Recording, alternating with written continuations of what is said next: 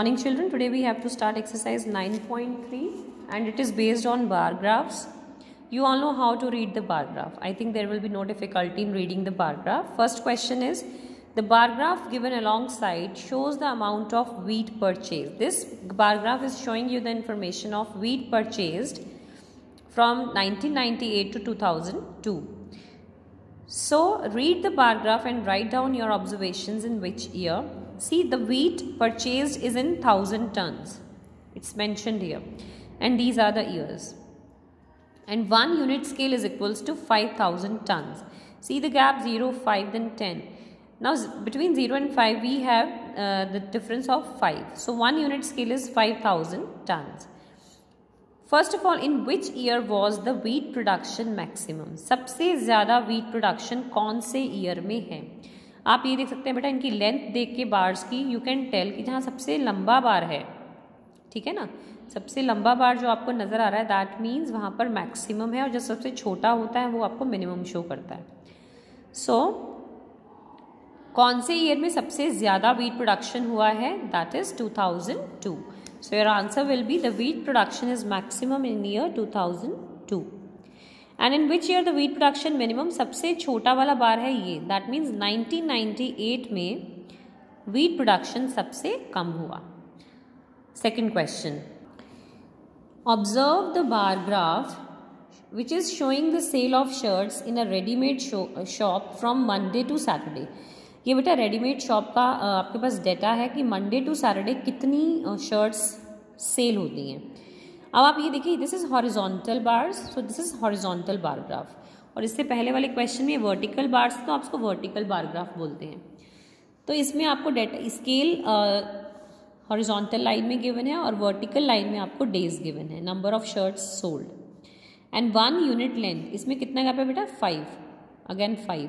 So 1 unit length is equals to 5 shirts. Now by looking at this bar graph you have to answer the following questions. What information does the above bar graph give? ये हमें bar graph किस चीज़ की information दे रहा है? So this is giving information number of shirts sold on different days of the week. So ये bar graph हमें किस चीज़ का information दे रहा है कि number of shirts sold on different days of the week.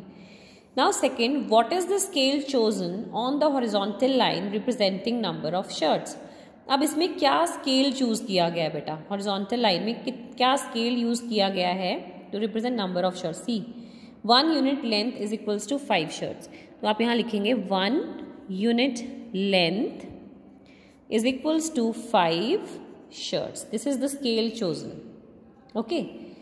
Next is, on which day were the maximum number of shirts sold and how many shirts were sold on that day? सबसे ज़्यादा shirts हमारी बिकी हैं Sunday को. और कितनी बिकी हैं बेटा? इसके अलॉन्ग आप इसका स्केल रीड कर सकते हैं, 60. तो सबसे मैक्सिमम शर्ट्स आपकी बिकी हैं संडे को and 60 shirts. On which day were the minimum number of shirts? सबसे कम शर्ट्स कौन से दिन बिकी हैं? थर्सडे. सो सबसे कम शर्ट्स हमारी बिकी हैं थर्सडे को, right. How many shirts were sold on Thursday? Sorry, सबसे कम शर्ट्स हमारी ट्यूसडे को बिकी है बेटा, sorry Tuesday, it's Tuesday. And how many shirts were sold on Thursday? Thursday को कितनी शर्ट्स बिकी हैं बच्चे? यहाँ पर देखिए, इसके अलॉन्ग डाटा रीड करते हैं हम. यहाँ पे आ जाइए 35. So shirts were sold on Thursday, that is 35 shirts were sold on Thursday. Now third question, this is the bar graph given to you here. This bar graph is showing the marks obtained by Aziz in half yearly examination in different subjects. Okay, so what information does the bar graph give? क्या information दे रहा है ये bar graph आपको? यहाँ subjects हैं, यहाँ marks हैं और 1 unit length is equal to 10 marks. तो आप क्या लिखेंगे यहाँ पर? This bar graph is showing information of marks obtained by Aziz in different subjects. इस तरह से आप लिख सकते हैं. What information does the bar graph give? The bar graph is giving the information of marks obtained by Aziz in different subjects in half yearly examination. So this will be your answer. Name the subject in which Aziz scored maximum marks. सबसे ज़्यादा marks किस में score किए हैं अजीज ने? हिंदी में. So your answer will be Hindi here. Name the subject in which he has scored minimum marks, सबसे कम marks score किए हैं सोशल स्टडीज में. So answer will be social studies. And D part, that is last. State the name of the subjects and marks obtained in each of them. आपने हर एक subject का name लिखना है और उसके मार्क्स बताने हैं. So you will write the answer in this, like Hindi 80 marks, English 60, Mathematics 70, Science 50 and SST 40. So this is the answer. I have written the name of the subjects and their marks.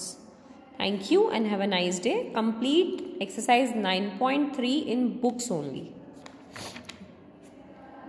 Thank you.